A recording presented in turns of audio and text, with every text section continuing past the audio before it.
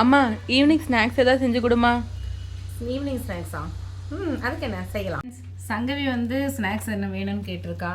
மாத கடைசி வேறு ஆயிடுச்சு. நம்ம வீட்டில் இருக்கிற கொஞ்சம் தானியங்கள்லாம் மிச்சம் இருக்குது. அதையெல்லாம் போட்டு ஒரு ஸ்நாக்ஸ் அழகான ஒரு வடை செஞ்சிடலாம் வாங்க. என்னென்ன பருப்பு எடுத்திருக்கேன்னு பார்க்கலாம். அது வந்து கருப்பு கொண்டக்கடலை, இது வந்து பச்சைப்பயிறு, அப்புறம் உளுந்து, தட்டைப்பயிறு, துவரம்பருப்பு, அப்புறம் கொள்ளுப்பயிறு, கொள்ளு பருப்புன்னு சொல்லுவோம், ஒரு ரோல் கொள்ளு பயிரும்பாங்க, வெள்ளை சுண்டல்.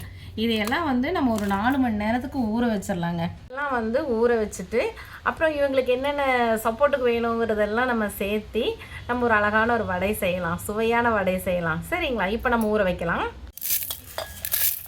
உளுந்து பார்க்கவே அழகாக இருக்குல்லங்க, க்ளோஸ்அப் பார்க்கவே அழகாக இருக்குல்லங்க, எல்லா பருப்புகளும் சேர்ந்து அருமை அருமை.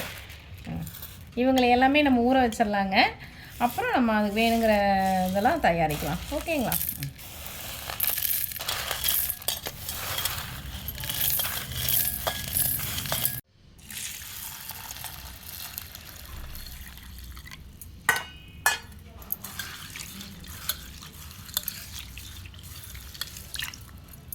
ஓரமாக 4 மணி நேரத்துக்கு ரெஸ்ட் எடுத்துகிட்டு இருக்கட்டும்.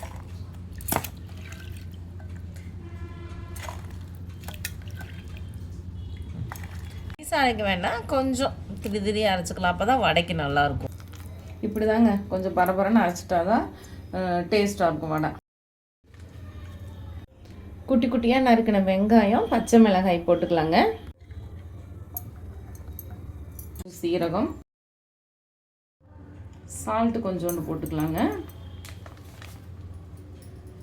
அப்புறம் மிளகாத்தூள் கொஞ்சம்.